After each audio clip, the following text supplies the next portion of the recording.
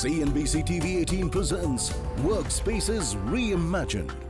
India's commercial real estate market has undergone a dramatic transformation. New trends, shifting work cultures, and growing demand for grade A+ office spaces that are not just well connected but also offer luxury, hotel-like experiences.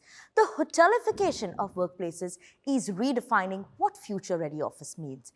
Increasingly, global brands and leading companies are seeking such thoughtful design spaces that reflect their ambition.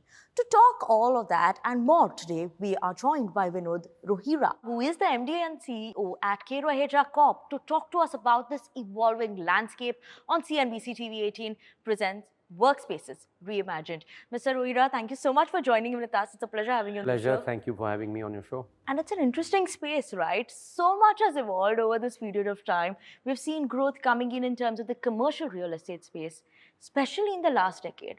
Post-COVID, that boom has come in here, right? There's so much change. Talk to us about this evolving landscape. How are you seeing this now? Commercial real estate really, in the larger umbrella, looks like a CBD building or a fancy office space, right?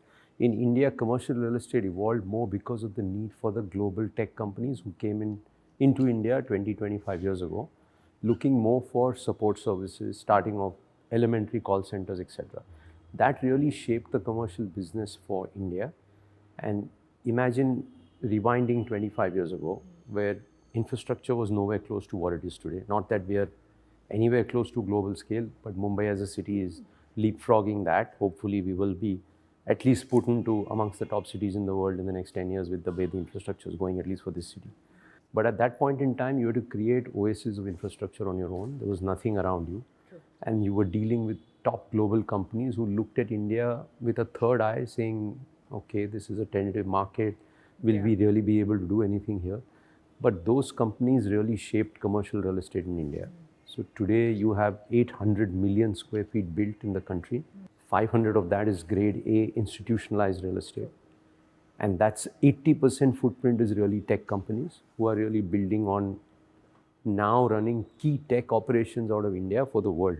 Vinod, how do you see in terms of trends? Now, what are the top 3 trends maybe that you think will actually lead to the growth or the change that would actually come in terms of the commercial real estate space? You know, so the real estate space is a culmination of what really is driving demand dynamics. Right. Okay? The demand dynamics are being driven by the young talent that India has. And the talent that is emerging today is a youth who is carrying a backpack. He doesn't really care about being stationed in his B town or C town or wherever it is. He wants to migrate. He wants to move to the top cities. He wants the top jobs and he wants to grow. He's far more feathered than he used to be. He's not anchored anymore. And he's looking for aspirational satisfaction, whether it's the workspace, it's the employer, it's the quality of work, it's growth. They are the real drivers for demand. So when these top companies are now coming, they are searching for top talent in India because no longer are you doing a call center and things like that, right?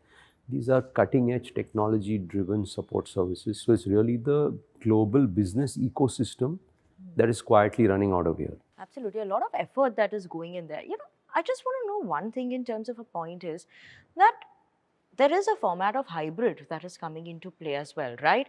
During COVID, obviously, we had faced a different situation, but now we've moved past that. But in terms of hybrid situation, do you think that has overall changed or, you know, maybe altered a bit in terms of the long-term story for commercial real estate, or now that is behind us? What do you think? So let's explain to you, you're hiring young graduates who have migrated and who have come to a Pune or a Bombay or a Hyderabad or Bangalore or Chennai or wherever to work. When they're coming here, they don't have a home, they don't have infrastructure, they don't have services like utilities and a fancy surrounding soft infrastructure, right? So they rush to the office because the office pampers you with your first coffee, breakfast, lunch, even dinner sometimes in most of these tech companies because they're working almost 18 hours a day in shifts. Most of your day is over there at Workspace. So to expect those people to want to work hybrid, it's not happening.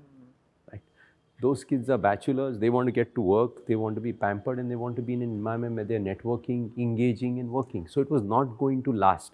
For India, categorically, it was not going to last. In most of the Asian countries, you saw the same thing. They were the fastest to come back to the desk. What has evolved is, because of the way COVID reshaped the way you can deliver work, it gave flexibility to the employer to say, what more can I do? Can I do flexi spaces? Can I have hot desking? Can we say, okay, you come on Monday and this guy will come on Tuesday? But you know what that has done is, because they were slow to take that call globally, on one side they hired 30% more number of people because they realized India was able to service them. Okay. So their employment count has gone up 30% pre-COVID. Their real estate count has gone down 30% post-COVID, because they surrendered a lot of their real estate. So today they are sitting on literally 2 people on the same desk or 3 people on the same desk, and they don't have space. So that's really what is changing, because now they slowly want to bring productivity to a very high level of efficiency. For that, you've got to be back at work.